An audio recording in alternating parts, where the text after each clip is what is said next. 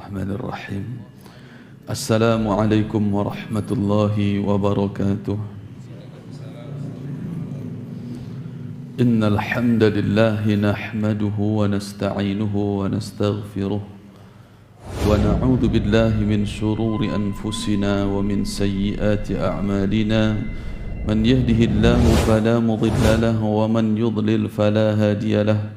أشهد أن لا إله إلا الله وحده لا شريك له وأشهد أن محمدا عبده ورسوله لا نبي بعده فإن أصدق الكلام كلام الله وخير الهدي هدي محمد صلى الله عليه وسلم وشر الأمور محدثاتها فإن كل محدثة بدعة وكل بدعة ضلالة وكل ضلالة في النار أما بعد.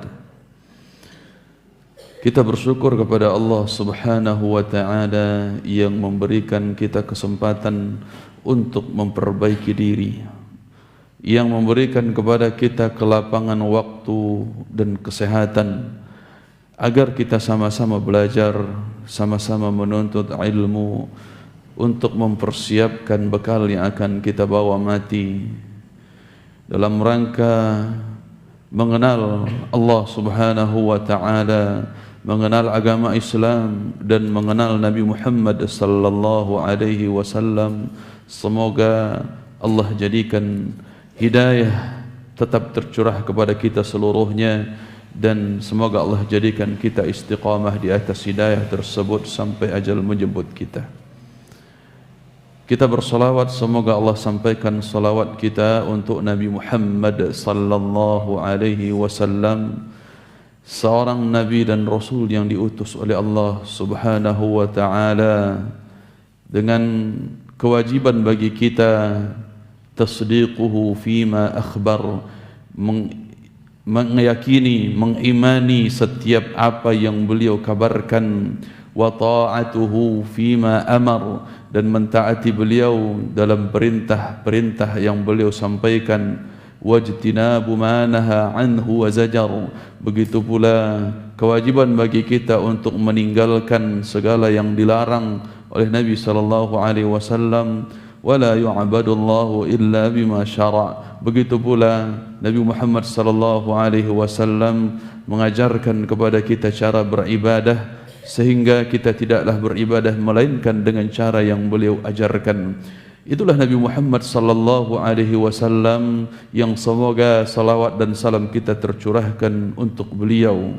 Karena banyak orang-orang yang mengaku cinta kepada Nabi Muhammad sallallahu alaihi wasallam tetapi tidak merealisasikan cintanya ke dalam 4 kategori tadi: tasdiquhu fima akhbar, wa ta'atuhu fima amar, wajtinabu ma naha anhu wa zajar, wa la yu'badullahu illa bima syara'. 4 poin, 4 landasan cinta kepada Nabi sallallahu alaihi wasallam sebagai 4 bukti bahwa seseorang itu mencintai Nabi sallallahu alaihi wasallam adalah: yang pertama, membenarkan segala yang datang dari beliau; yang kedua adalah mentaati beliau atas setiap perintah yang beliau sampaikan; yang ketiga adalah menjauhkan segala hal yang beliau larang; dan yang keempat adalah beribadah hanya dengan cara yang beliau ajarkan.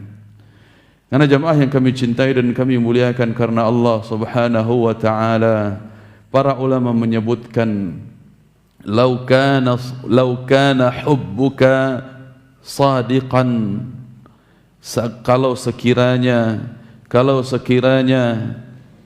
cintamu kepada seseorang itu benar, la ata'tahu, pasti engkau akan mentaatinya.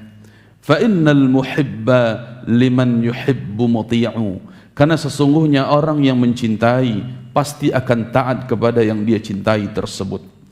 Maka jamaah yang kami cintai dan kami muliakan, kalau kita mencintai Rasulullah sallallahu alaihi wasallam dengan cinta karena Allah, Allah yang mengutus beliau, dan tentunya kita akan mentaati setiap perintah-perintah yang beliau bawakan kepada kita. Begitu pula kita taat beliau dalam meninggalkan perkara-perkara yang telah beliau ingatkan untuk ditinggalkan, perkara yang beliau larang, beliau haramkan sebagai bentuk cinta kita kepada beliau adalah kita tinggalkan sebagaimana beliau larang hal tersebut. Sehingga jemaah yang kami cintai dan kami muliakan, karena Allah Subhanahu wa taala di dalam mencintai Nabi Muhammad sallallahu alaihi wasallam, tentu kita mempelajari bagaimana sirah perjalanan hidup beliau, bagaimana dakwah beliau, bagaimana akidah yang tentunya menjadi prioritas di dalam dakwah beliau tersebut, dan begitu pula bagaimana penerapan di dalam syariat-syariat agama Allah Subhanahu wa taala yang sampai kepada kita diriwayatkan oleh para sahabat beliau, para tabi'in, tabi'ut tabi'in, sampailah kepada kita pada hari ini, jemaah yang kami muliakan. Di dalam melanjutkan pembahasan kita tentang mengenal Nabi Muhammad sallallahu alaihi wasallam, kemarin sudah kita bahas di pertemuan yang lalu tentang hijrahnya Nabi Muhammad sallallahu alaihi wasallam menuju Madinah, menuju kota Madinah, sehingga Nabi sallallahu alaihi wasallam bersabda, la tanqati'ul hijratu hatta tanqati'at taubah wa la tanqati'ut taubatu hatta tatlu'a asy-syamsu min maghribiha. Banyak pelajaran dari hijrah Nabi sallallahu alaihi wasallam yang telah kita ambil.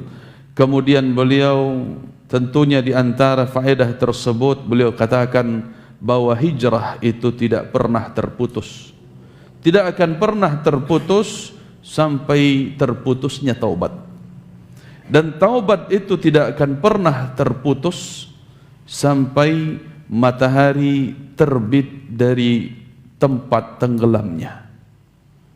Sehingga jemaah yang kami cintai, ini menunjukkan bahwa syariat hijrah dalam artian umum atau artian khusus, baik hijrah meninggalkan perbuatan-perbuatan kemaksiatan menuju ketaatan, atau hijrah dari negeri kafir menuju negeri Islam, ini tidak akan terputus sampai terputusnya taubat. Jadi selama ada kesempatan seseorang untuk bertaubat kepada Allah, selama itu pula lah dia memiliki kesempatan untuk hijrah, untuk meninggalkan kesalahan-kesalahan masa lalunya beserta dengan pengekor kesalahan, kemaksiatan dan pembangkangan kepada Allah Subhanahu wa taala tersebut. Maka selama itu pula lah kita meninggalkan perkara yang buruk menuju kepada hal-hal kebaikan. Begitu pula berkaitan dengan negeri kafir yang mesti kita tinggalkan untuk menuju negeri Islam, agar kita senantiasa mengagungkan Allah Subhanahu wa taala di tempat kita tinggal.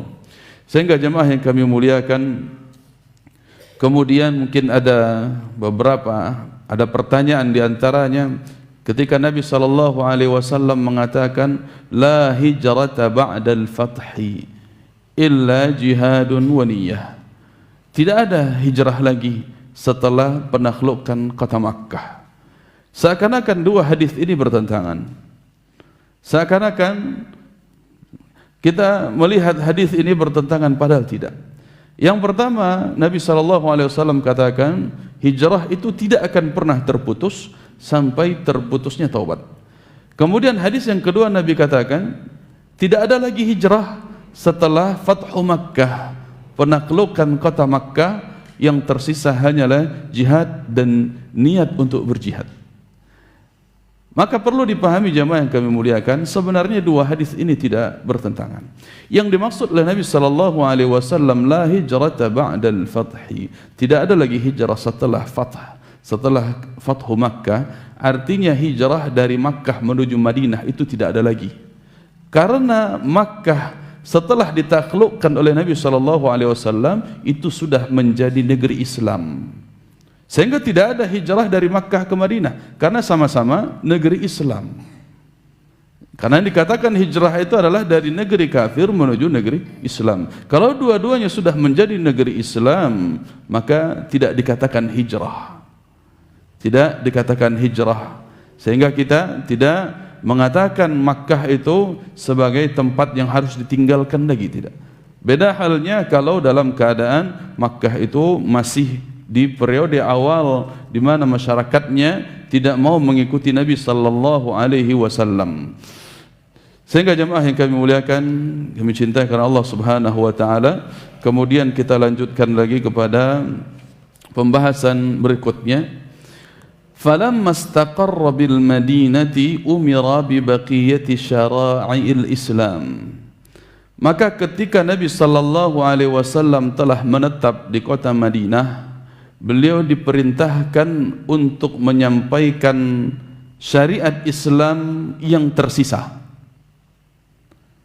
Di mana sebelumnya syariat Islam yang diperintahkan oleh Allah Subhanahu wa taala untuk beliau sampaikan selama periode Makkah adalah perkara tauhid, perkara akidah, perkara keimanan.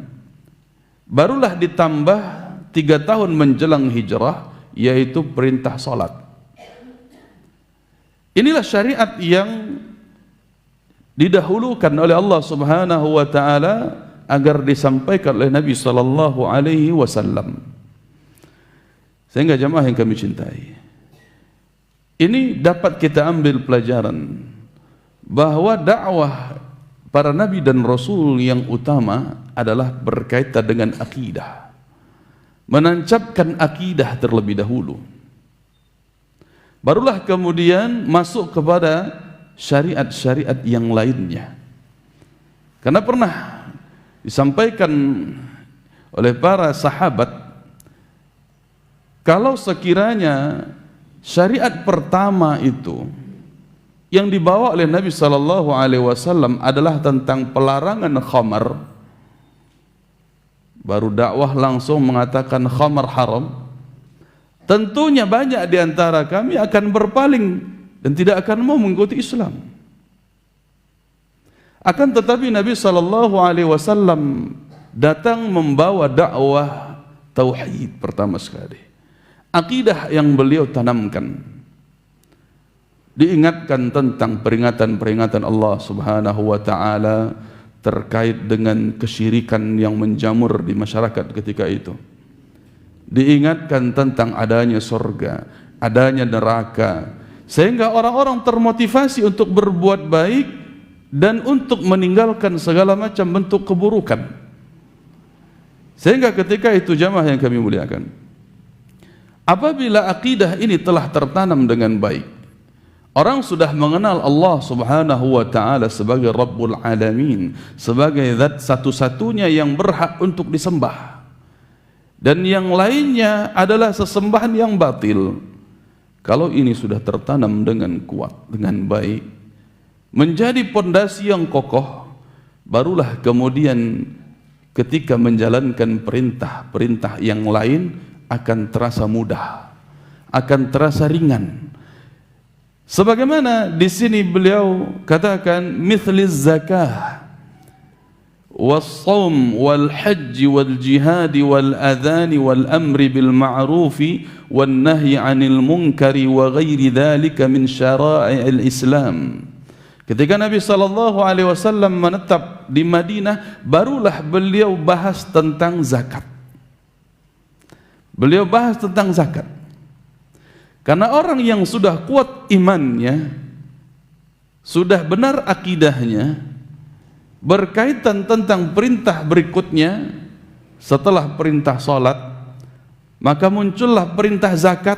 Orang tidak akan keberatan mengeluarkan hartanya, karena dia yakin harta yang dia keluarkan tadi ini adalah amalannya dia yang akan menyelamatkan dia nanti di hari akhirat, yang akan menyelamatkan dia dari azab Allah Subhanahu wa taala. Dia yakin adanya hari pembalasan. Tapi kalau orang tidak yakin adanya hari kiamat, innal ladzina la yu'minuna bil akhirah zayyana lahum a'malahum. Orang yang tidak mengimani hari akhirat, Allah jadikan amal perbuatannya itu baik-baik saja menurutnya, terasa indah, terasa dihiasi, padahal yang dia lakukan adalah maksiat, tapi terasa baik-baik saja. Tetapi orang yang beriman kepada hari kiamat, beriman kepada hari akhirat, Maliki Yaumiddin, sebagai sang raja di hari pembalasan, ringan baginya untuk mengeluarkan zakat. Pasti dibalas oleh Allah Subhanahu wa taala. Innama tuwaffawna ujurakum yaumal qiyamah. Hanyalah di hari kiamat nanti disempurnakan pahala bagi kalian, kata Allah Subhanahu wa taala. Sehingga jemaah yang kami muliakan, tapi kalau orang tidak beriman kepada hari kiamat, dia merasa rugi. Awak nan payah hancai pitih salamakum, masa akan dikeluarkan tiap tahun 2,5%. Rugi rasanya. 1 miliar pitih awak tabung-tabung, kau akan dikeluarkan 2,5%, berarti 25 juta. Sekali keluar 25 juta, aku panjang perhitungan, Pak. Panjang perhitungan, aku dah lapik lo beko motor baru cile kau mah. Lebih-lebih kini BBM nanya lo, akan dikeluarkan pula 25 juta, aku bara liter aku minyak ya. Panjang perhitungan. Karena dia tidak mengimani adanya hari akhirat, di mana orang yang tidak mengeluarkan zakat akan dileburkan emas dan perak sebagai bahan bakar setrikaan, yang dengan itulah disetrikakan depan belakang bagian tubuhnya.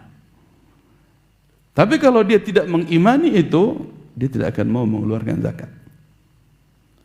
Kalau orang tidak mengimani bahwa harta yang dia keluarkan sebenarnya adalah tabungan untuk dia nanti di akhirat, dia tidak akan mau untuk mengeluarkan zakat. Jangankan sedekah yang sunnah, zakat yang wajib saya tidak mau dia keluarkan, karena dia merasa hidup ini hanya dunia. Sehingga jemaah yang kami muliakan, maka di dalam kita mempelajari agama ini, tanamkan dulu akidah yang benar, agar ibadah-ibadah yang lainnya terasa ringan bagi kita. Apa yang mendorong kita untuk hadir di majelis ilmu? Kalau bukan kita yakin, kalau bukan kita yakin adanya hari kiamat, kita butuh bekal menuju kepadanya, mencari surga Allah Subhanahu wa taala. Kalau kita tak yakin, tidak mungkin kita hadir ke sini. Tetapi karena kita yakin, Pak, karena kita yakin tentang sesuatu yang walaupun kita belum pernah melihatnya, kita belum pernah melihatnya, belum pernah kita melihat surga. Tetapi karena kita yakin, kita beriman kepada Allah Subhanahu wa taala, beriman kepada hari akhirat, maka cukuplah keimanan itu tertancap kuat dalam dada kita. Itulah yang membuat kita termotivasi. Banyak orang-orang yang Masya Allah menyumbangkan hartanya miliaran rupiah hanya untuk memfasilitasi dakwah. Apa yang membuat dia mau mengeluarkan itu, Pak? Kalaulah bukan imannya dia kepada Allah, imannya dia kepada hari akhirat, maka tidak mungkin dia akan mengeluarkan uang sebanyak itu untuk memfasilitasi kajian-kajian, untuk memfasilitasi masjid, pondok pesantren, sekolah-sekolah Islam dan seterusnya. Yang membuat dia termotivasi karena dia beriman, akidah yang tertanam kuat, sehingga dia tak butuh pujian manusia, dia tak butuh anggapan orang, tetapi dia bersembunyi, berusaha untuk menyembunyikan amalan yang seharusnya dia sembunyikan, yang bisa untuk disembunyikan. Maka karena keimanan kuatnya inilah dia berbuat. Sehingga jemaah yang kami muliakan, tetapi sebaliknya, kalau orang tidak beriman tentang adanya hari pembalasan, apapun kejahatan akan dia lakukan. Apapun kejahatannya akan dia lakukan. Karena menurutnya hidup ini hanya di dunia saja. Tidak akan ada hari kebangkitan, pembalasan dan seterusnya. Sehingga dengan itulah dia akan berbuat seenaknya. Dia mencuri, menipu, berkhianat dan seterusnya, karena sebab dia tidak mengimani adanya hari akhirat. Ini diantara faedah besar dakwah Nabi Muhammad sallallahu alaihi wasallam yang memulai dengan akidah, pembahasan akidah. Bahkan selama 10 tahun dalam fase Makkah, beliau fokus ke dalam pemantapan akidah umat. Barulah di tahun ya 3 tahun menjelang hijrah diperintahkan oleh Allah Subhanahu wa taala untuk menyampaikan kewajiban salat 5 waktu, dan barulah kemudian setelah beliau menetap di Madinah, di awalnya, di fase pertamanya beliau menyampaikan tentang kewajiban zakat. Walaupun jamaah yang kami muliakan, disebutkan sebagian para ulama, wa dhahaba ba'du ahli al-ilmi ila anna az-zakata furidat awalan fi Makkah lakinnaha lam tuqaddar ansabuha wa lam yuqaddar al-wajib fiha. Sebenarnya ibadah zakat ini di fase Makkah sudah ada, tetapi sebatas anjuran, belum ditentukan berapa nilainya, belum ditentukan pada bagian apa yang mesti dikeluarkan zakat itu. Jadi sifatnya masih dalam bentuk anjuran, ya. Untuk perlahan kemudian baru diwajibkan di Madinah setelah keimanan masyarakat semakin menguat. Wa fil madinati quddiratil ansiba'u wa quddira al-wajib, maka kemudian di Madinahlah ditetapkan berapa nisab zakat dan bagian manakah yang diwajibkan dari zakat tersebut. Wa kadzalika al-adzan wal jumu'ah, begitu pula tentang perkara azan dan perkara Jumat. Lianna al-adzana fihi ad-da'wah lil jamaah furida fi sanati tsaniyah. Ini tentang azan dan ibadah salat jamaah dan salat Jumat, ini diwajibkan dilakukan, yaitu diwajibkan awalnya pada tahun kedua Hijriyah, pada tahun kedua setelah hijrahnya Nabi sallallahu alaihi wasallam. Ibadah puasa sebagian ulama menyebutkan tahun ketiga Hijriyah. Wal hajj, ibadah haji, yaitu di tahun ke-9 Hijriyah. Walaupun Nabi SAW pada tahun itu belum melaksanakan ibadah haji, barulah di tahun ke-10 Hijriyah Nabi SAW melaksanakannya, menjalankannya. Begitu pula wal jihad wal amri bil ma'ruf wan nahi 'anil munkar wa ghairi dzalika min syara'il Islam. Perkara-perkara yang lainnya sebagaimana jihad, perkara azan tadi juga sudah kita sampaikan, amar ma'ruf nahi munkar, dan amalan-amalan yang lainnya yang merupakan bagian dari syariat Islam, barulah beliau sallallahu alaihi wasallam sempurnakan penyampaiannya selama beliau berada di Madinah. Jamaah yang kami cintai dan kami muliakan karena Allah Subhanahu wa taala, akhadha ala hadha 10 sinin, untuk menyampaikan perkara ini beliau melakukannya selama 10 tahun. Wa ba'daha tuwfiya salawatullahi wa salamuhu alaihi. Barulah setelah itu, setelah 10 tahun berlalu di fase Madinah, Nabi sallallahu alaihi wasallam diwafatkan oleh Allah Subhanahu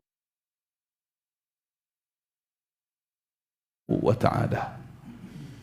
Dalam artian telah selesai tugas beliau, telah selesai tugas dakwah yang beliau emban, yang dimulai dengan pemantapan akidah, barulah kemudian disampaikan seluruh syariat yang tak tersisa sedikit pun. فابتدأ به المرض صلوات الله وسلامه عليه في آخر الشهر الصفر. Maka Nabi sallallahu alaihi wasallam mulai sakit-sakitan, yaitu di akhir bulan Safar, wa awal syahr Rabiul Awal, di awal bulan Rabiul Awal. Fakharaja ila an-nasi 'asiban ra'sahu. Ketika itu Nabi sallallahu alaihi wasallam keluar melihat manusia, yakni kaum muslimin yang telah berkumpul di Masjid Nabawi, sedangkan Nabi ketika itu dalam keadaan membalut kepalanya, kepala yang sedang terbalut dengan kain, menunjukkan beliau sedang sakit.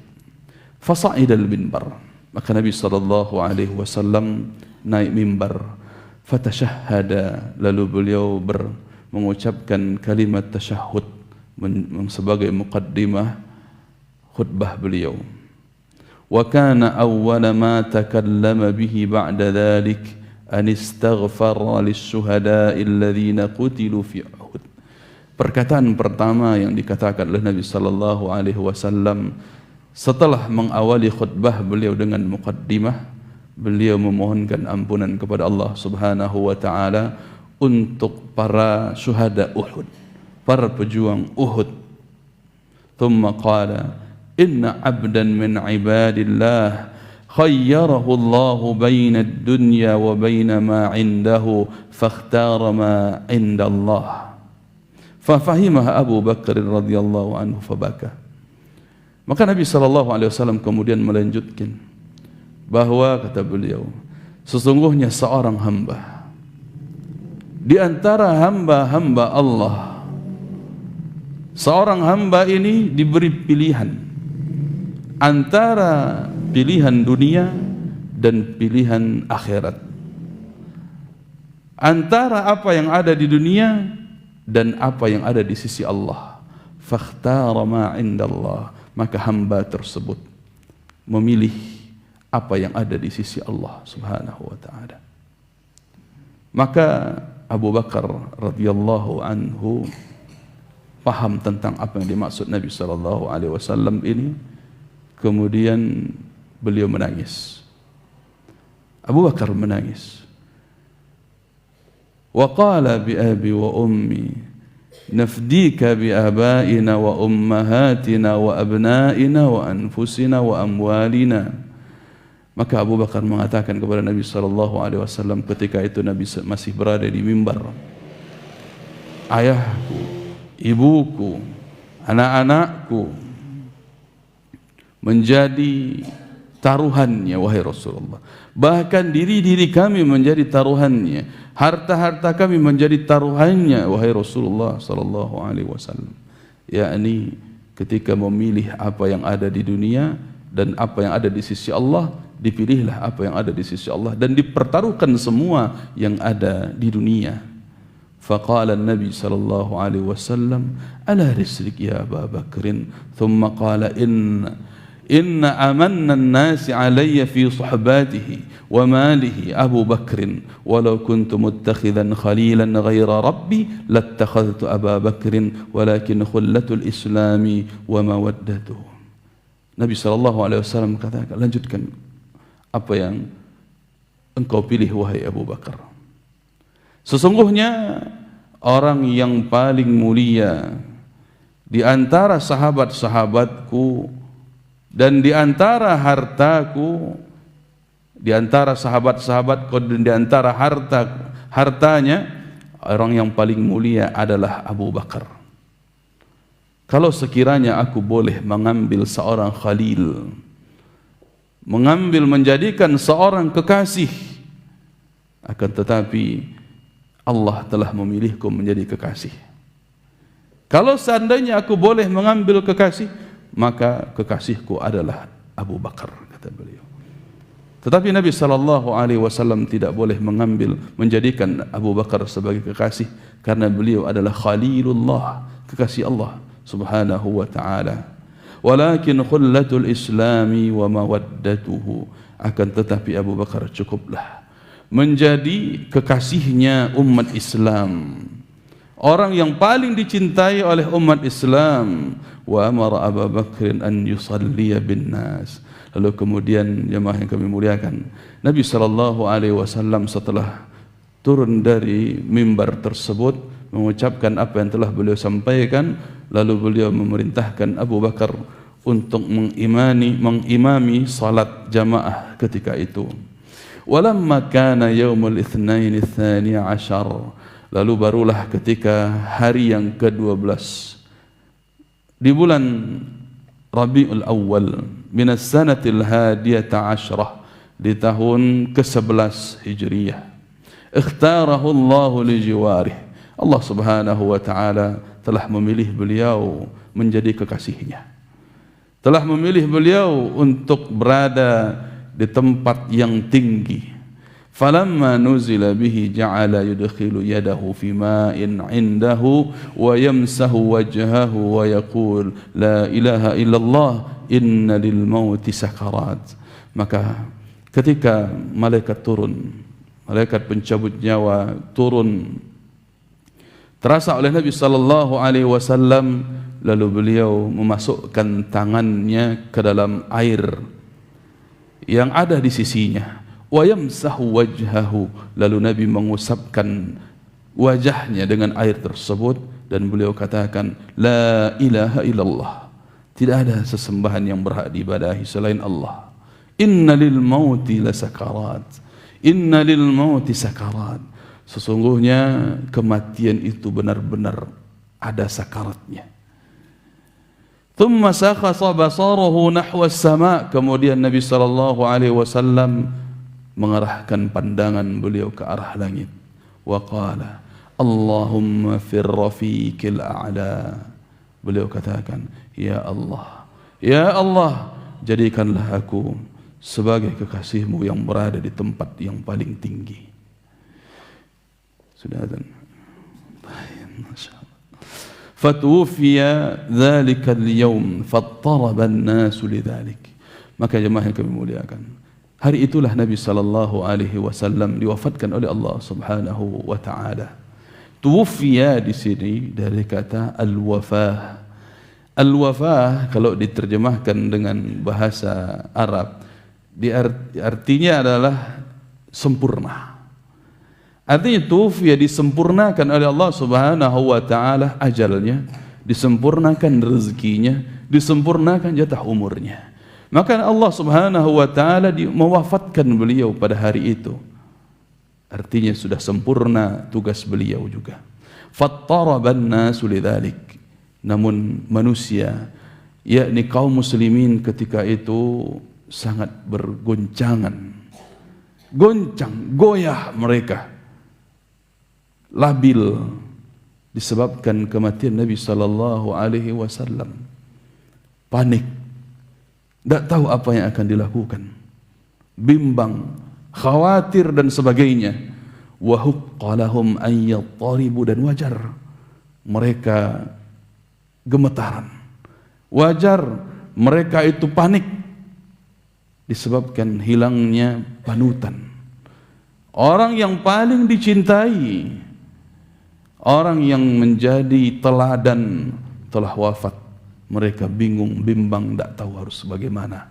Hatta jaa Abu Bakr radhiyallahu anhu fasa'ida al-mimbar. Maka kemudian Abu Bakar radhiyallahu ta'ala anhu, dengan ketinggian iman beliau naik mimbar. Fahamidallaha wa athna alaih. Kemudian beliau bertahmid, mengucapkan kalimat pujian kepada Allah, dan beliau memuji Allah. Thumma qala amma ba'd, lalu beliau katakan amma ba'd, setelah muqaddimah, fa inna man kana ya'budu Muhammadan fa inna Muhammadan qad mat, wa man kana ya'budu Allah fa inna Allah hayyun la yamut. Sesungguhnya kata beliau, siapa yang selama ini menyembah Muhammad, siapa yang selama ini menyembah Muhammad sehingga goncang keimanannya dengan kematian Nabi Muhammad, ketahuilah, fa inna Muhammadan qad mat, sesungguhnya Muhammad itu telah meninggal. Sesungguhnya Nabi Muhammad itu telah meninggal karena dia bukan Tuhan. Siapa yang menyembah Nabi Muhammad, ketahuilah sesungguhnya Nabi Muhammad telah meninggal. Wa man kana ya'budullaha fa innallaha hayyun la yamut, dan siapa yang benar-benar menyembah Allah, beribadah hanya kepada Allah, maka ketahuilah sesungguhnya Allah itu maha hidup dan tak pernah mati. Allah maha hidup dan tak pernah mati. Kalimat ini menyadarkan orang-orang yang goncang dengan kematian Nabi Muhammad sallallahu alaihi wasallam. Akhirnya mereka tersadarkan, ternyata Nabi Muhammad sallallahu alaihi wasallam betul-betul manusia, betul-betul abduhu wa rasuluh, hamba Allah dan utusan Allah, sehingga beliau tidak layak untuk disembah. Karena dakwah beliau mengajarkan agar kita menyembah hanya kepada Allah Subhanahu wa ta'ala, tidak seperti umat sebelumnya di mana mereka menyembah para nabi mereka yang mengatakan Nabi Isa sebagai anak Tuhan lah. Subhanallah, la ilaha illallah, tiada sesembahan yang berhak diibadahi selain Allah. Maka Nabi Muhammad sallallahu alaihi wasallam telah menyampaikan itu dengan sempurna. Dan inilah yang diingatkan oleh Abu Bakar radhiyallahu taala anhu dalam bentuk keimanan beliau yang paling tinggi sebagai manusia terbaik setelah Nabi Muhammad sallallahu alaihi wasallam dengan keimanan yang beliau miliki. Kita lanjut. Jemaah yang kami muliakan dan kami cintai karena Allah Subhanahu wa taala. Setelah Abu Bakar radhiyallahu taala anhu mengingatkan kaum muslimin ketika itu tentang kesadaran bahwasanya seharusnya kita menyembah betul-betul kepada Allah Subhanahu wa taala. Lalu beliau melanjutkan dengan firman Allah Subhanahu wa taala dalam surat Ali Imran ayat 144. Wa ma Muhammadun illa rasulun qad khalat min qablihi ar-rusul. Afa in mata aw qutila anqalabtum ala aqabikum. Wa man yanqalib ala aqibaihi falan yadurra Allah syai'a wa sayajzillahu asy-syakirin. Tidaklah Muhammad itu melainkan seorang rasul di mana telah dahulu ada rasul-rasul sebelum beliau. Tidaklah Nabi Muhammad melainkan beliau hanya sebatas seorang rasul di mana telah berlalu rasul-rasul sebelum beliau.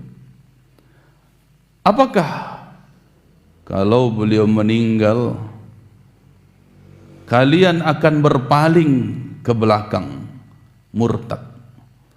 Apakah kalian akan murtad ketika Nabi Muhammad ini meninggal?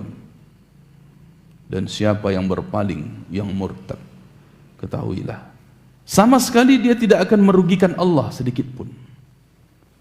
Allah tidak akan rugi dengan murtadnya dia, karena Allah tidak butuh. Allah tidak butuh dengan hamba-hambanya, tapi seharusnya hamba itulah yang butuh kepada Allah Subhanahu wa ta'ala. Wa man yanqalib ala aqibaihi falan yadurra Allah syai'a. Siapa yang kembali murtad keluar dari Islam sepeninggal Muhammad sallallahu alaihi wasallam, maka itu sama sekali tidak akan merugikan Allah. Wa sayajzillahu asy-syakirin, dan Allah Subhanahu wa ta'ala benar-benar akan membalas dengan balasan terbaik untuk orang-orang yang bersyukur.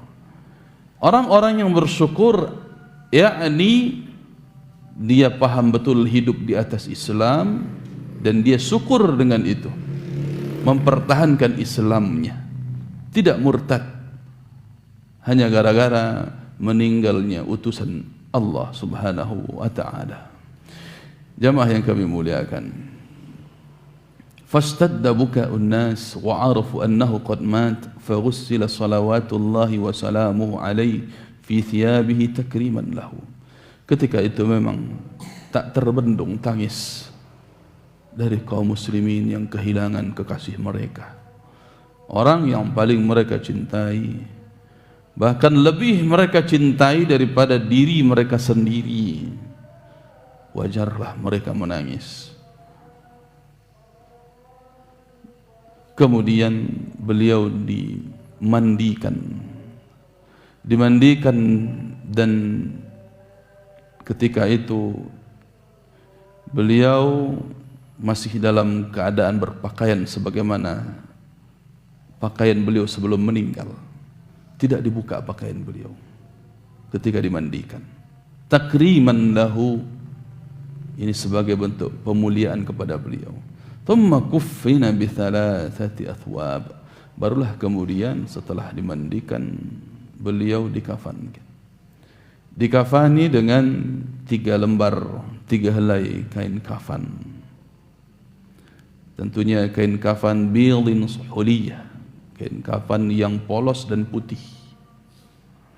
Laisa fiha qamisun wala imamah, tidak ada baju, ya, di antara kain kafan itu tidak dijadikan baju, wala imamah, dan tidak pula dijadikan sorban.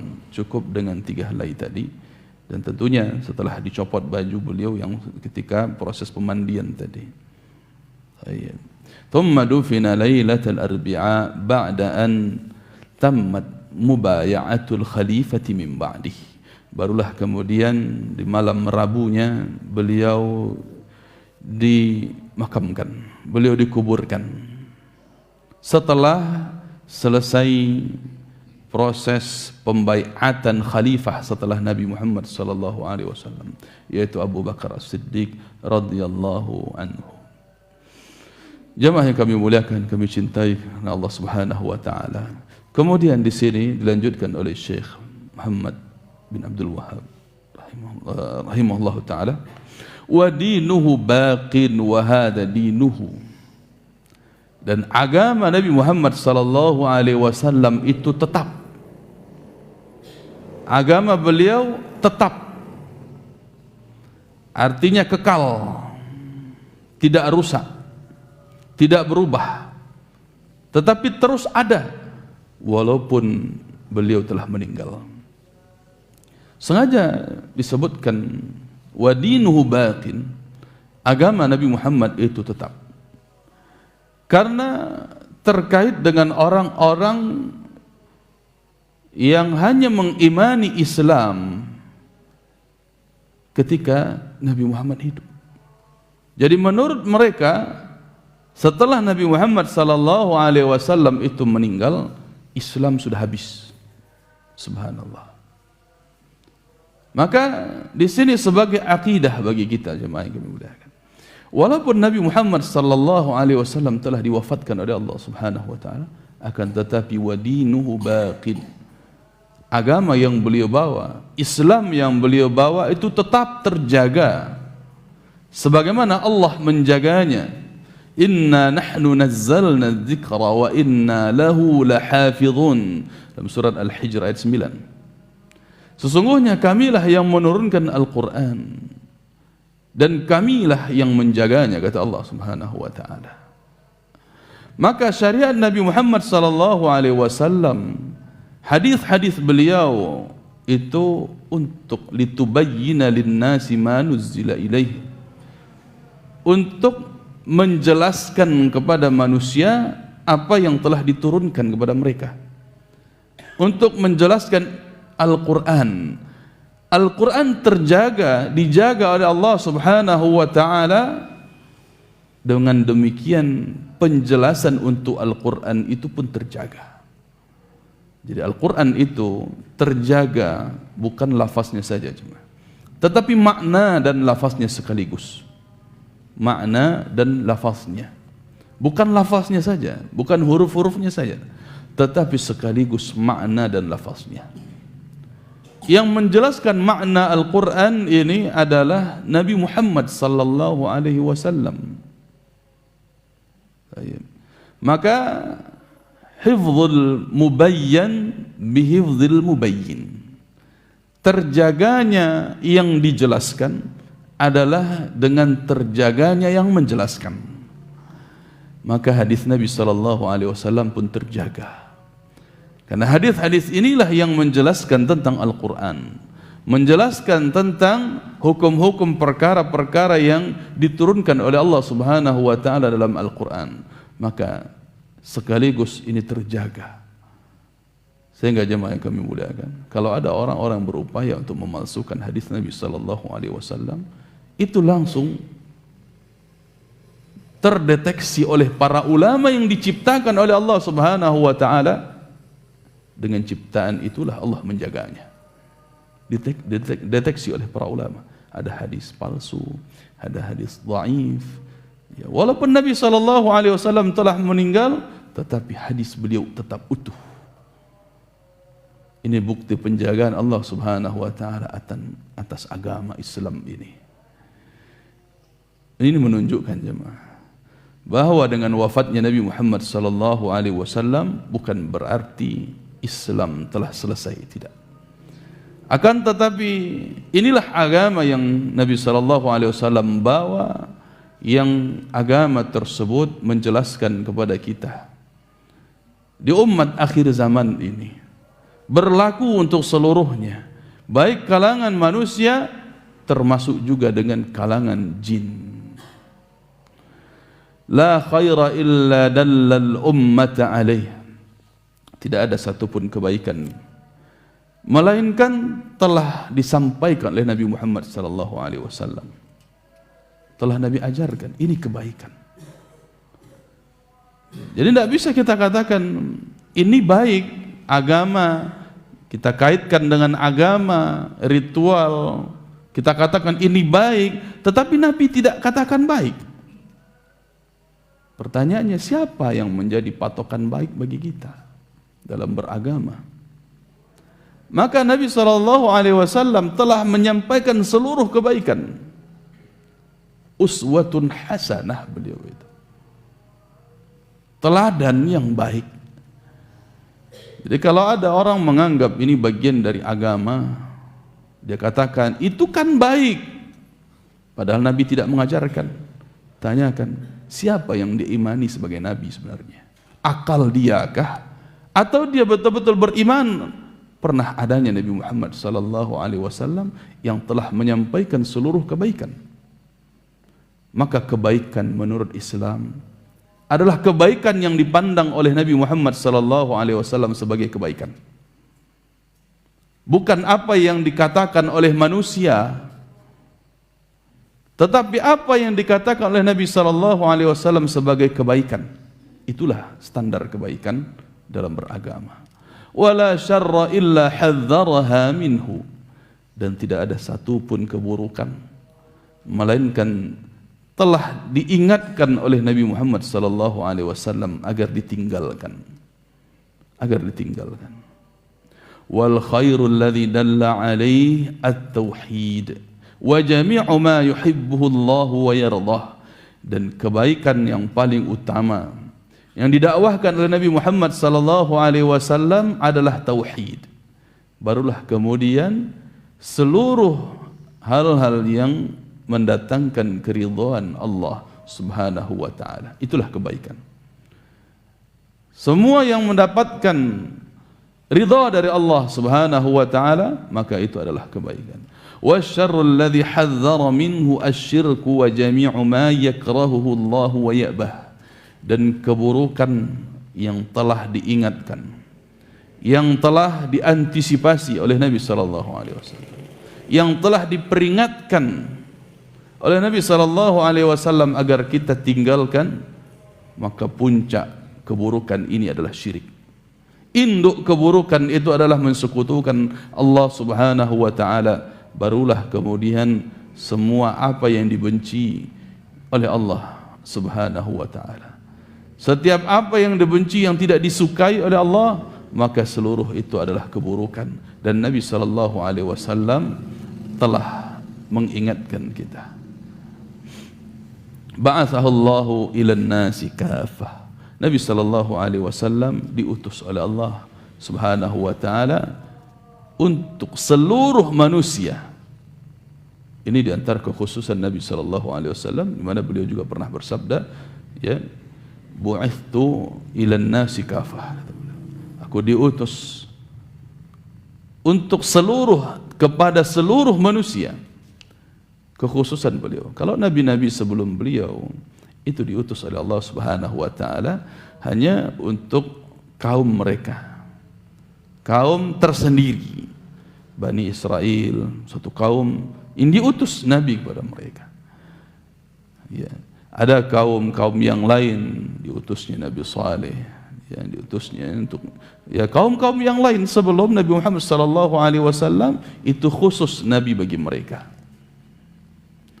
Akan tetapi Nabi Muhammad sallallahu alaihi wasallam beliau diutus ilan nasi kafah, kepada seluruh manusia. Waftaradallahu ta'atahu ala jami'is thaqalain. Allah Subhanahu wa taala mewajibkan agar taat kepadanya, kepada Nabi sallallahu alaihi wasallam, maka kewajiban ini berlaku ala jami'is tsaqalain, berlaku untuk seluruh al-jinn wal ins, seluruh bangsa jin dan bangsa manusia. Maka tidak terbatas kepada manusia saja, akan tetapi juga bangsa jin mendapatkan dakwah dari Nabi Muhammad sallallahu alaihi wasallam, dan mereka pun diwajibkan oleh Allah untuk taat kepada Nabi sallallahu alaihi wasallam. Maka ya, jin yang menghembuskan amalan-amalan bid'ah kepada manusia pun mereka dengan sebab itu telah mengingkari Nabi Muhammad sallallahu alaihi wasallam. Begitu pula orang-orang yang terjerumus kepada hasutan bangsa jin yang mengajak manusia kepada mengkhianati Nabi Muhammad dengan perbuatan bid'ah, maka sesungguhnya dia telah durhaka kepada Nabi sallallahu alaihi wasallam. Wad dalilu qauluhu ta'ala, qul ya ayyuhan nasu inni rasulullahi ilaikum jami'a. Dalilnya dalam surat Al-A'raf ayat 158. Katakanlah wahai Muhammad, katakanlah ya ayyuhan nas, wahai sekalian manusia, sesungguhnya aku Rasulullah ilaikum jami'ah, sungguhnya aku adalah utusan Allah untuk kalian seluruhnya, untuk seluruh kalian, yakni dari kalangan manusia yang disebutkan di sini. Begitu pula dalam ayat dan dalil-dalil yang lain disebutkan Nabi sallallahu alaihi wasallam diutus untuk seluruh manusia dan bangsa jin.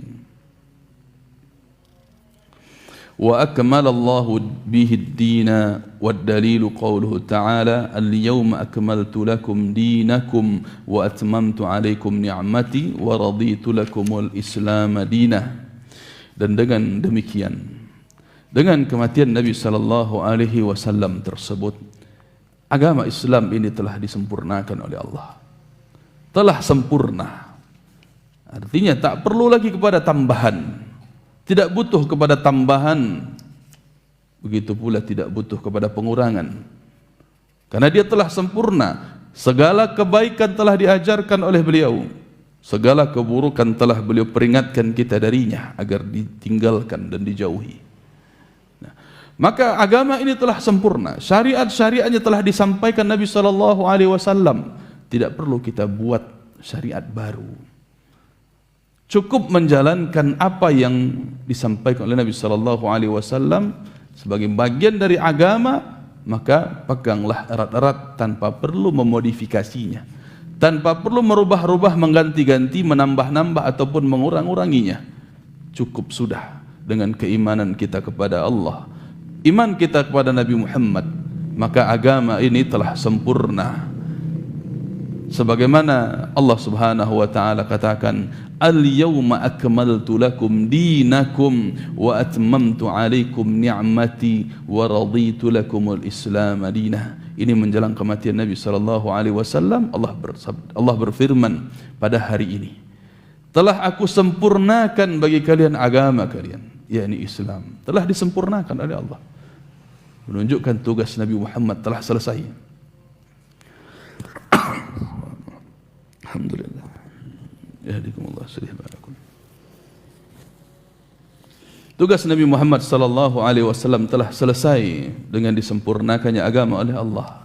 Wa atmamtu alaikum ni'mati, dan telah aku sempurnakan, aku cukupkan pula untuk kalian nikmatku, kata Allah. Wa raditu lakumul islam madina, dan aku telah meridai Islam sebagai agama bagi kalian, dalam surat Al-Maidah ayat 3. Jemaah yang kami muliakan, sehingga sampai-sampai dengan kesempurnaan Islam ini, hatta qala Abu Dzar radhiyallahu anhu, ma taraka an-nabi sallallahu alaihi wasallam ta'iran yuqallibu janahaihi fis sama' illa dzakara lana minhu ilman. Tidaklah Nabi Muhammad sallallahu alaihi wasallam meninggalkan sedikit pun tentang perkara-perkara yang ada, melainkan burung saja yang mengepakkan sayapnya di langit, beliau telah mengajarkan ilmu tentangnya. Nabi SAW telah mengajarkan ilmu tentangnya. Nabi ajarkan bagaimana hakikat tawakal yang sebenarnya dengan memberikan permisalan tentang burung. Lau tawakkala ahadukum haqqa tawakkulin la asbaha mithla at-tayr. Kalau seseorang itu benar-benar bertawakal kepada Allah, maka ia akan seperti burung yang mencari makan. Yaghdu khimasan wa yaruhu bidhanan. Dia pergi pagi mencari makan, berusaha, berikhtiar dalam keadaan perut kosong, dan pulang-pulang di sore hari dalam keadaan perut kenyang. Ini dikatakan tawakal. Nabi SAW menyebutkan ini. Sehingga burung pun beliau sampaikan ilmu tentangnya.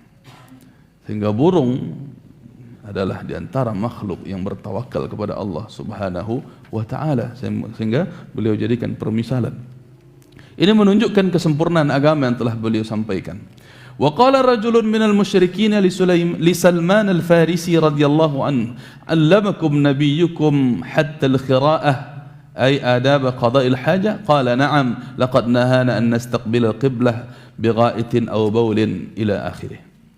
Sampai-sampai seseorang bertanya dan berkata kepada Salman al-Farisi radhiyallahu anhu, benar-benar nabi kalian itu telah mengajarkan segala sesuatu, sampai-sampai urusan-urusan buang hajat pun diajarkan. Naam, betul kata Salman al-Farisi. Nabi SAW mengajarkan kami adab buang air. Kami dilarang untuk menghadap atau membelakangi qiblat ketika buang air besar ataupun buang air kecil. Aw an nastanjiya bi aqalla bin thalathati ahjar. Nabi SAW pun pernah melarang kami untuk beristinja kurang dari 3 batu. Aw an nastanjiya bil yamin. Nabi SAW pun telah melarang kami beristinja cebok menggunakan tangan kanan. Aw an nastanjiya bi raji'in aw admin. Nabi SAW pun mengajarkan kami tidak boleh beristinja menggunakan kotoran ataupun tulang. Nabi SAW bayyana kullad din imma biqaulihi wa imma bifi'lihi wa imma biqrarihi ibtida'an aw jawaban an su'alin. Maka Nabi SAW telah menyempurnakan pembahasan agama ini, telah beliau ajarkan, beliau jelaskan sejelas-jelasnya, baik dengan ucapan beliau ataupun dengan perbuatan beliau ataupun dengan penyetujuan dan penetapan beliau ke atas amalan sahabat beliau. Baik ini penjelasan muncul dari awal ataupun penjelasan itu berdasarkan pertanyaan orang yang beliau jawab. Wa a'zamu ma bayyana alaihi salatu wassalamu at-tauhid. Maka yang paling besar di antara yang telah beliau ajarkan adalah perkara tauhid. Jemaah yang kami cintai dan kami muliakan karena Allah Subhanahu wa taala, wad dalilu ala mautihi sallallahu alaihi wasallam, di antara dalil yang menunjukkan wafatnya Nabi sallallahu alaihi wasallam qauluhu ta'ala innaka mayyitun wa innahum mayyitun thumma innakum yawmal qiyamati 'inda rabbikum taqtasimun. Sesungguhnya engkau akan mati wahai Muhammad, dan sesungguhnya mereka pun akan mati. Ini suatu yang pasti, tidak mungkin diingkari oleh siapapun tentang kematian ini.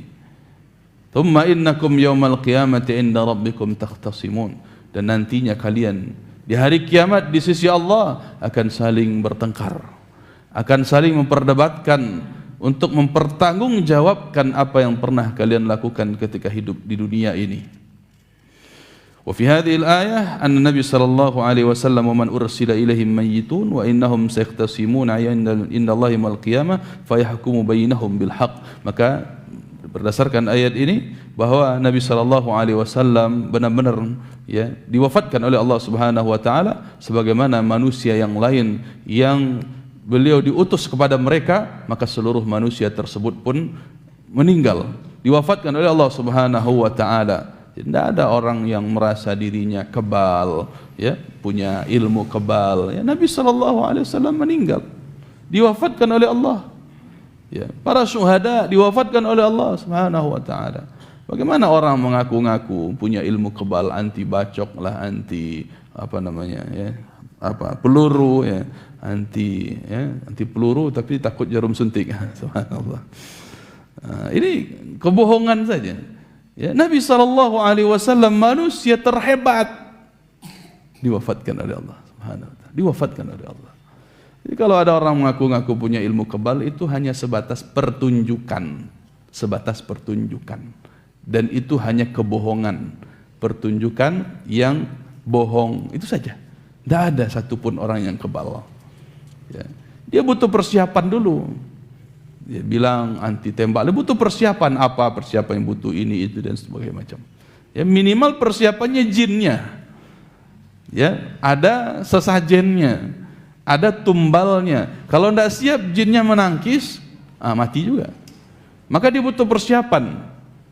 Orang seperti ini, ya, kalau tidak ada persiapan, karena itu risalah saya dah mampu. Karena tidak ada persiapan. Tersanduang batu jatuh, karena kepala bangkak juga. Tidak ada persiapan. Tapi kalau ada persiapan baru sepertinya kebal, sepertinya. Itu bohong saja. Maka Nabi SAW diwafatkan oleh Allah Subhanahu wa taala sebagaimana manusia diwafatkan. Wan nasu idza matu yub'atsun. Dan ingatlah ketika manusia apabila telah diwafatkan oleh Allah Subhanahu wa taala, mereka pasti akan dibangkitkan. Pasti akan dibangkitkan untuk mempertanggungjawabkan apa yang pernah mereka lakukan. Ya ba'atsuhumullahu azza wa jalla ahya'an ba'da mautihim lil jazaa.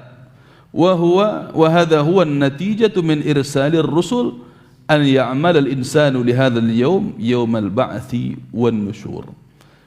Syekh Muhammad bin Shalih Al-Utsaimin rahimahullah menjelaskan bahwa Allah Subhanahu wa taala membangkitkan manusia dalam keadaan hidup setelah matinya, itu sebagai bentuk pembalasan. Sebagai bentuk pembalasan. Dan inilah hasil dari diutusnya para rasul. Inilah poin tujuan kenapa Allah Subhanahu wa taala mengutus para rasul, yakni an ya'mal al-insanu li hadzal yawm, yaumil ba'ts wan nusyur, agar orang-orang betul-betul berbuat, beramal saleh untuk hari kebangkitannya, untuk mempertanggungjawabkan amalannya di hari kebangkitan, yang dengan amalan kebaikan, amal saleh yang dia lakukan, dia berhak mendapatkan balasan terbaik dari Allah Subhanahu wa taala. Insyaallah kita habis, ya, mudah-mudahan kita bisa selesaikan. Tapi sepertinya terlalu buru-buru kalau kita habiskan. Maksudnya tidak maksimal nanti penjelasannya. Kita lihat dulu satu ayat. Wa dalilu qauluhu ta'ala, dalilnya bahwa manusia itu setelah diwafatkan oleh Allah Subhanahu wa taala pasti akan dibangkitkan. Minha khalaqnakum wa fiha nu'idukum wa minha nukhrijukum taratan ukhra. Dari tanahlah kami ciptakan, kami telah menciptakan kalian, kata Allah. Wa fiha nu'idukum, dan kepada tanah itu lagi kami akan mengembalikan kalian. Wa minha nukhrijukum taratan ukhra, dan dari tanah itu lagi lah, dari alam barzakh itu kembali kami mengeluarkan kalian. Wa qauluhu ta'ala, itu tadi dalam surat Taha 55. Wa qauluhu ta'ala, wallahu anbatakum minal ardi nabata thumma yu'idukum fiha wa yukhrijukum ikhrajah. Allah Subhanahu wa taala telah menumbuhkan tumbuh-tumbuhan dari bumi, kemudian thumma yu'idukum fiha, kemudian Allah mengembalikan kalian kembali kepada tanah itu sendiri. Wa yukhrijukum ikhrajah, dan kemudian pun Allah keluarkan kalian sebagai dibangkitkan. Ya, Allah bangkitkan kalian setelah kematian kalian dari dalam bumi tersebut. Demikianlah jemaah yang kami muliakan, kami cintai karena Allah Subhanahu wa taala.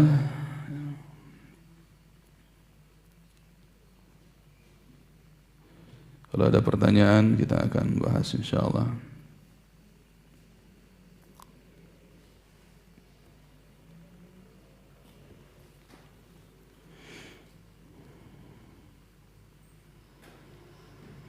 Assalamualaikum. Waalaikumsalam.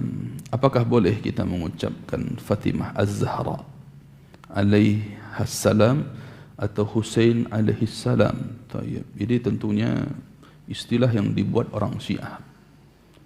Tayyib. Ini istilah ya, Fatimah Az-Zahra. Ya, ini istilah yang dibuat oleh orang-orang Syiah.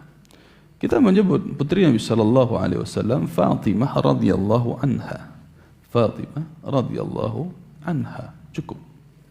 Tidak ada alaiha salam, tidak ada. Ya.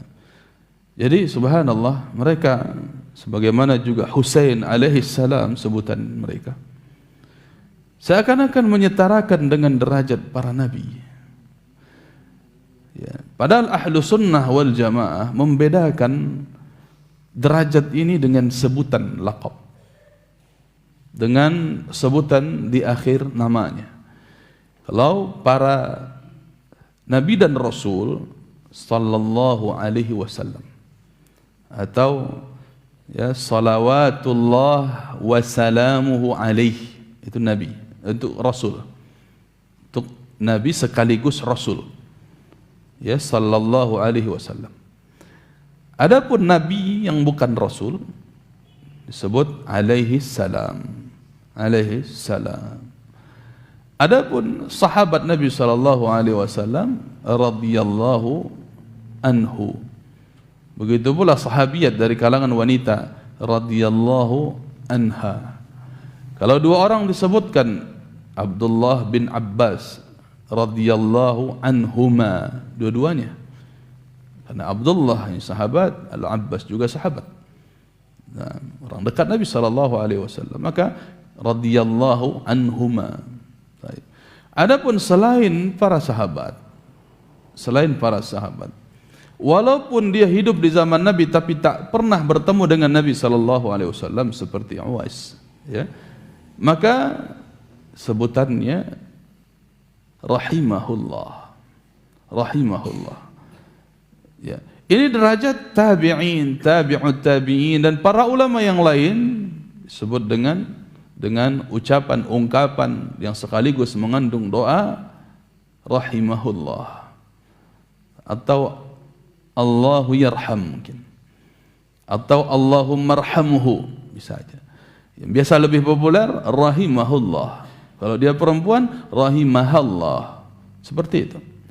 Maka istilah-istilah yang dibuat-buat oleh orang-orang Syiah, subhanallah, mereka punya istilah yang banyak. Ya.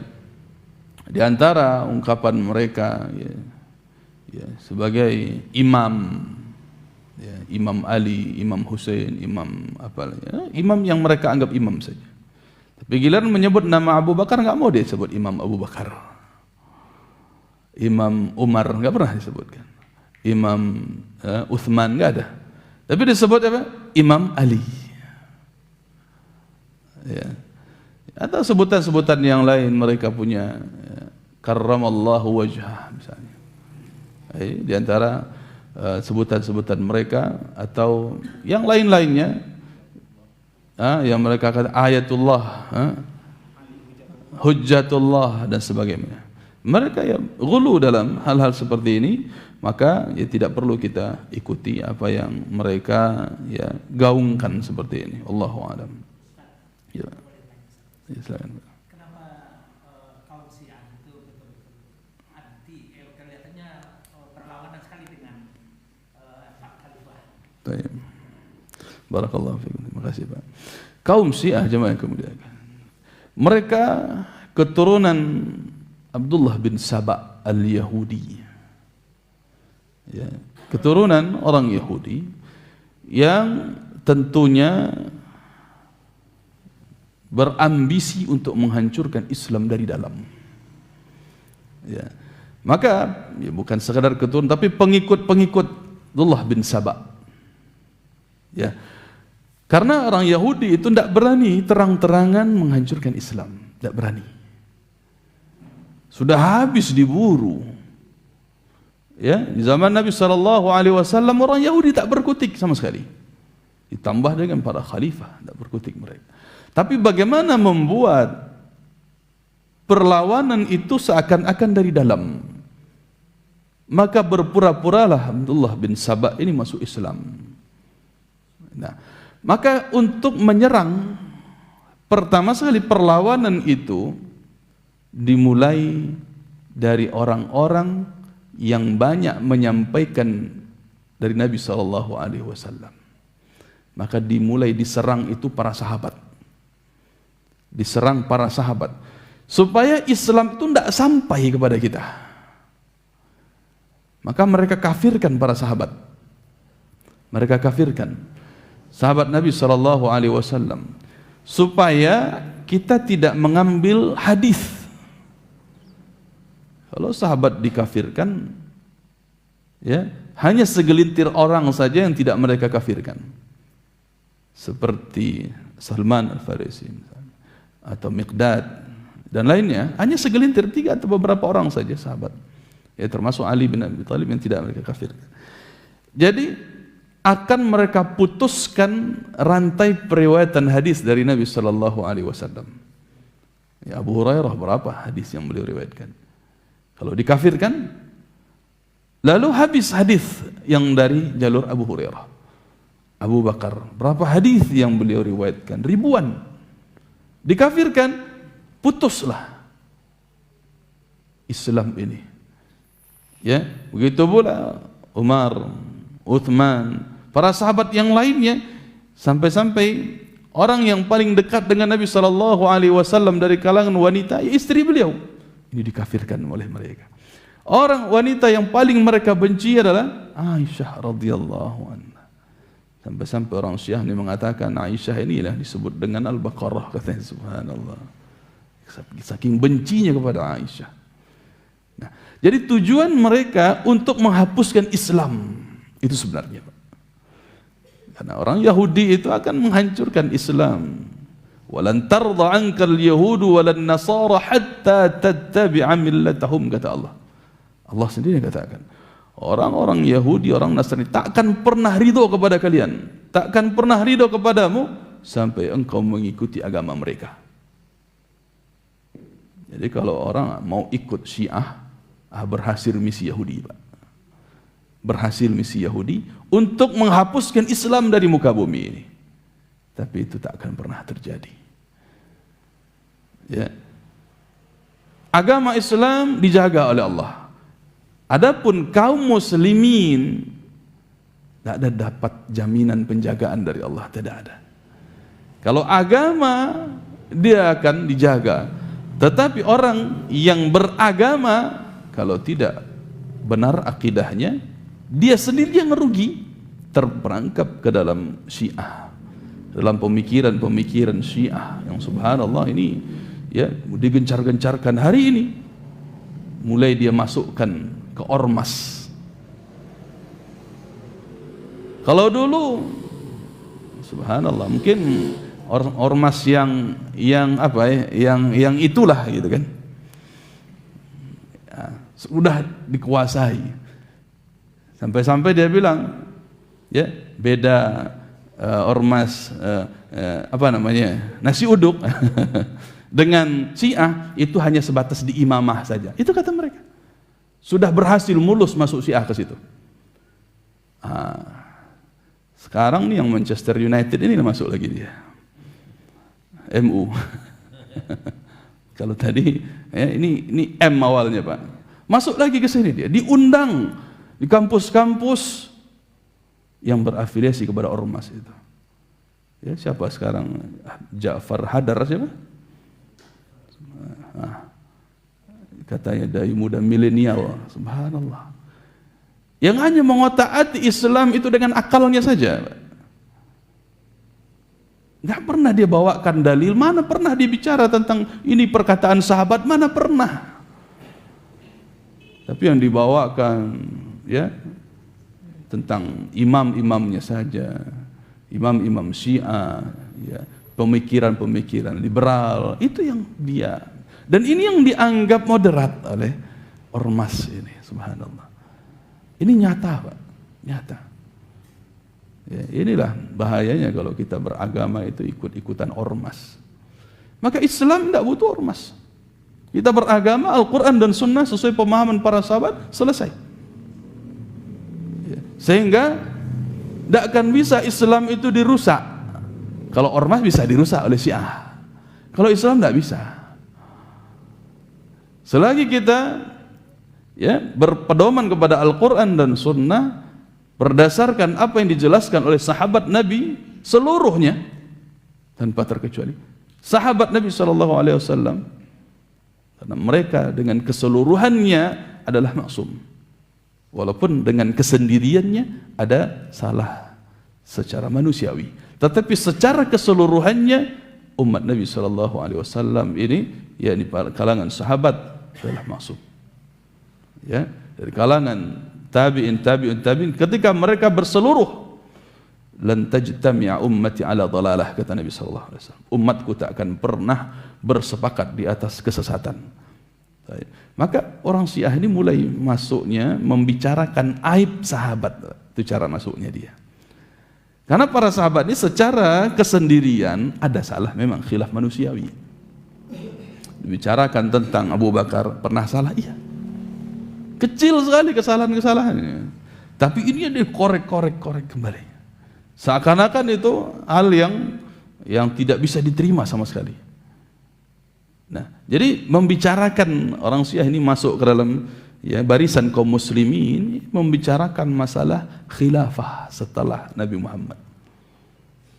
Siapa yang berhak jadi khalifah? Dia mulai masuk situ. Bukan Abu Bakar yang berhak jadi khalifah. Padahal Nabi SAW jelas-jelas tadi kita bacakan hadisnya, bagaimana khutbah beliau di atas mimbar.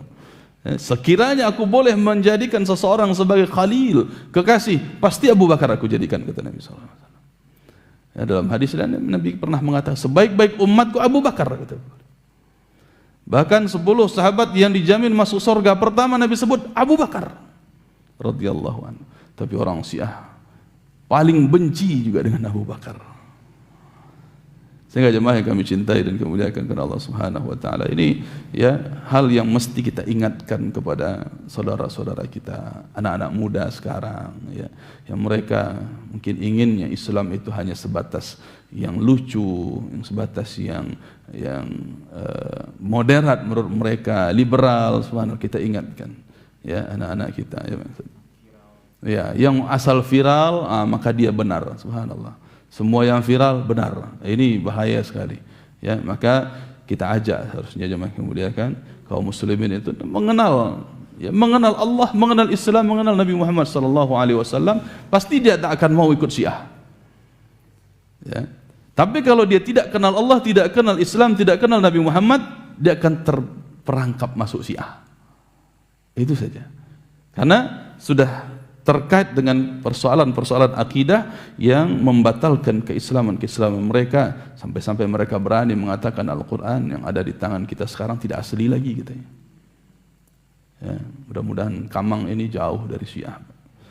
Kita bahu-membahu untuk mengingatkan masyarakat kita untuk tidak gampang percaya dengan omongan-omongan orang-orang yang tidak berdalil dari Al-Quran, dari hadis Nabi SAW, dari perkataan para sahabat. Kita ingatkan, saling mengingatkan untuk hal demikian. Mudah-mudahan Allah jaga negeri kita ini sebagai negeri yang mulia dan diberkahi oleh Allah Subhanahu wa taala.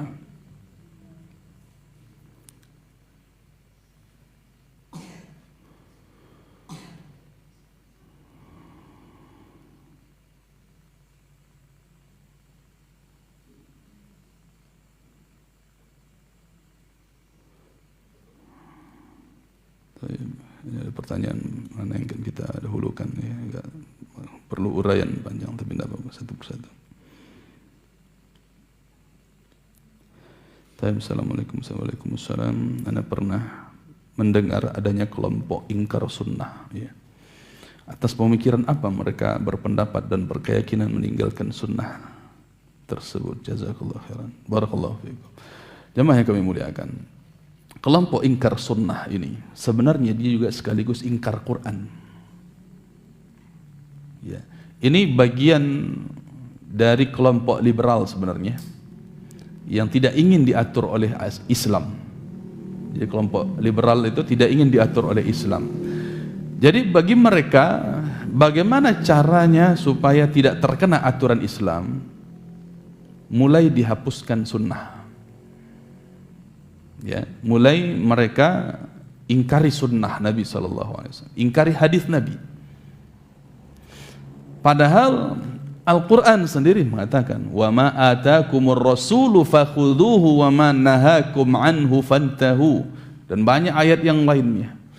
Apa yang dibawa oleh Rasul itu ambillah, dan apa yang beliau larang maka tinggalkanlah. Ini dari Al-Quran.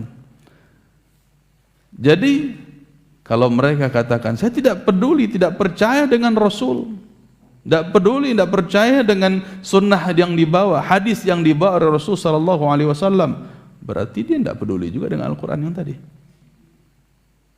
Ya, bahkan Allah katakan, litubayyina linnasi ma nuzila ilaihim, agar engkau jelaskan kepada manusia, wahai Muhammad, jelaskan apa yang telah diturunkan kepada mereka. Maka sunnah itu untuk menjelaskan Al-Quran. Kalau ada orang ingkar sunnah, berarti dia mengingkari penjelasan Al-Quran. Jadi tidak ada satupun Al-Quran yang bisa dipakainya. Tersisalah baginya bacaan lafaz Al-Quran saja. Jadi hukum-hukumnya tidak bisa dipakai. Kenapa? Karena tidak ada yang bisa dipahami. Padahal pemahamannya itu ada di dalam sunnah. Nah, jadi menurut mereka cukup kami ini dengan istilah kami Qur'aniyun, kata mereka. Ini muncul bahkan dari salah satu pesantren katanya, ya, yang santrinya pernah meninggal, ya, berantem di dalam, ya, diserang oleh seniornya. Ini ingkar sunnah. Dia tidak percaya dengan hadis Nabi SAW, tidak percaya dia.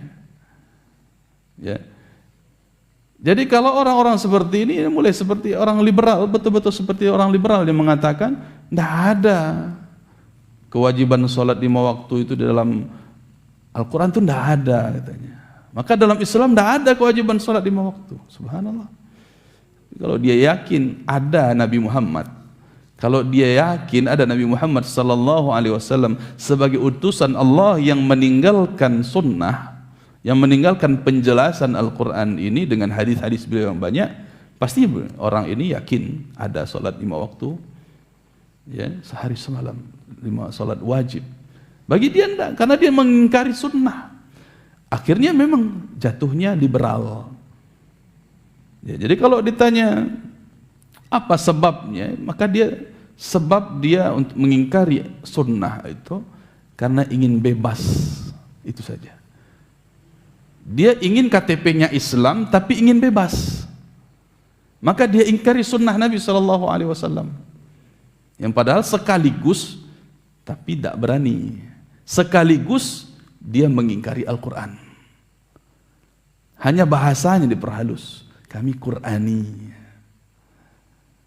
ya, tapi tidak mengimani sunnah Nabi SAW. Nah, ini ya jelas sekali apa yang sedang menggandrungi anak-anak muda juga dibawakan kepada itu.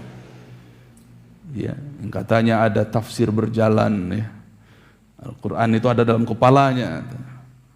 Jadi dia mentafsirkan Al-Quran hanya dengan kepalanya, tidak pernah dengan hadis Nabi sallallahu alaihi wasallam. Tidak pernah dia jelaskan, ini loh penjelasan Al-Quran. Dari mana? Dari hadis Nabi, enggak ada. Malah Pak, ya, orang-orang orientalis seperti ini, ya, katakanlah orientalis, ya, karena membenci Islam, memusuhi Islam, ya, di lembaga-lembaga pendidikan mereka, di kampus-kampus yang berlabel Islam, pada jurusan tafsir itu ditolak mentah-mentah. Tafsir Ibnu Katsir ditolak. Bahkan seluruh tafsir yang menjelaskan Al-Quran dengan hadis Nabi seluruhnya ditolak, tidak bisa dipakai. Kita butuh yang moderat. Muncullah tafsir sendiri,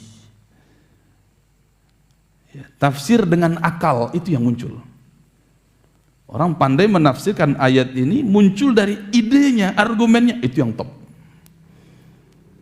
Jadi pantang sekali mereka ketika membaca Al-Quran, menjelaskan Al-Quran, berkata Nabi SAW ayat ini. Ibnu Katsir menukilkan hadis Nabi, Ibnu Katsir mengatakan perkataan sahabat Nabi. Ibnu Katsir mengatakan penjelasan ulama tabi'in begini dan begitu. Pantang mereka dengan kalimat itu, Pak. Ini ciri-ciri mereka. Ya, ini ciri-ciri orang ingkar sunnah juga. Karena dia maunya Al-Quran itu diterjemahkan, ditafsirkan, dijelaskan oleh masing-masing kita. Subhanallah. Ya, kalau kita ada 50 orang misalnya di sini, silahkan terjemahkan, tafsirkan kalimat Qul huwallahu ahad dengan tafsiran masing-masing. Akan muncul berapa tafsir, Pak. Tafsir bebas lah, jangan bawa-bawa hadis. Tafsir bebas. Akan muncul 50 tafsir. Ya? Muncul 50 tafsir. Orang tasawuf bilang Qul huwallahu ahad itu wahdatul wujud. Kan? Tafsir dari dia. Qul huwallahu ahad itu apa? Wahdatul wujud katanya. Bersatunya Allah dengan seluruh makhluk katanya. Itu kan tafsir dengan akal masing-masing. Subhanallah. Ya, ini bahaya-bahaya pemikiran-pemikiran yang mengingkari sunnah Rasul sallallahu alaihi wasallam, akan merembet kemana-mana, Pak. Akan merembet kemana-mana. Sehingga terhapuslah Islam dari dirinya. Tersisa KTP-nya saja yang Islam. Pemikiran-pemikirannya, buah pikirnya, amalan-amalannya jauh dari Islam. Jauh dari Islam. Ya. Bagaimana dia akan sholat? Berapa rakaat sholat subuh? Itu enggak ada dalam Al-Quran. Berapa rakaat sholat zuhur, sholat asar? Enggak ada. Makanya mereka enggak sholat. Menurut mereka yang dikatakan sholat itu cukup dengan kita mengingat Allah, berzikir kepada Allah. Itu sudah sholat kata mereka. Maka orang-orang liberal ini enggak ada sholat, Bang, enggak pernah sholat mereka. Ya, kalaupun sholat dia taqiyah, pura-pura sholat agar terlihat muslim. Subhanallah, sampai profesor tapi enggak sholat. Ya, subhanallah. Ini bahaya pemikiran-pemikiran yang mengingkari Nabi Muhammad sallallahu alaihi wasallam. Maka banyak sekali orang-orang yang menisbatkan diri kepada cinta Nabi, cinta Rasul, tetapi tidak membuktikan cinta tersebut. Ya, makanya law kana hubbuka sadiqan la ata'tahu fa innal muhibba liman yuhibbu muti'u. Kalau sekiranya cintamu benar, sungguh nyata kebenaran cintamu, pasti engkau akan mentaati Nabi Muhammad sallallahu alaihi wasallam. Karena orang yang mencintai akan patuh kepada orang yang dia cintai. Maka mudah-mudahan kita seluruhnya adalah orang-orang yang benar-benar merealisasikan cinta kepada Nabi Muhammad sallallahu alaihi wasallam. Kita mengenal beliau bukan sebatas ketokohan beliau saja, tidak. Tetapi kita mengenal beliau dengan syariat, seluruh agama, seluruh ajaran agama yang beliau sampaikan, kita kenali, pelajari, amalkan dan kita dakwahkan. Mudah-mudahan kita benar-benar menjadi orang-orang yang mencintai Nabi Muhammad sallallahu alaihi wasallam. Barakallahu fikum. Waktu sudah habis. Kita cukupkan sampai di sini. Mudah-mudahan bermanfaat. Salah dan kurang kami mohon maaf. Assalamualaikum warahmatullahi wabarakatuh.